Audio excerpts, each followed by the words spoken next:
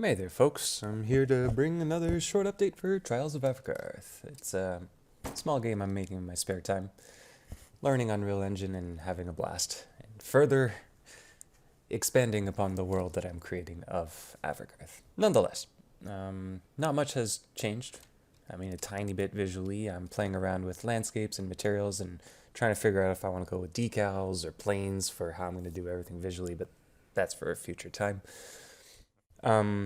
In terms of mechanics and gameplay, continuing on with the RPG elements of previous time, where I had movement and basically exploration figured out, I now figured out an event system. I'm also working through a dialogue system and also level states like map retention, keeping information for the player when they go around. So I'll quickly go through those.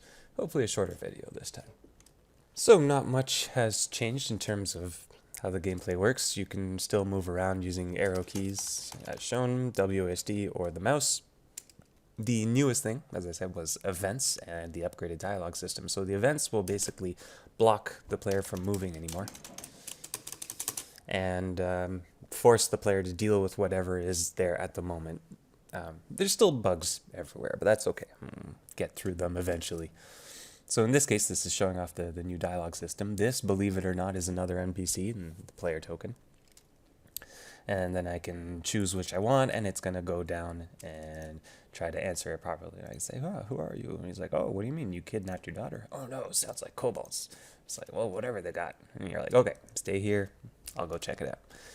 And then from there, keep moving and move along.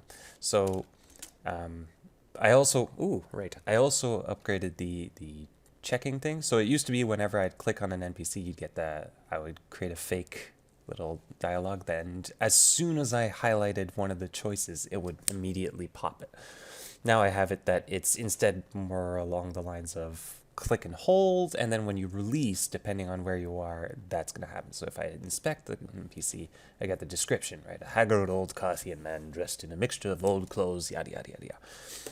Awesome. And then if I talk to them, I can come back. And once again, as I spoke in the old video, NPCs have memory checks, so he can remember if you'd already met him or not. And, what is it? You just had a few more questions, but no, don't need it at the moment.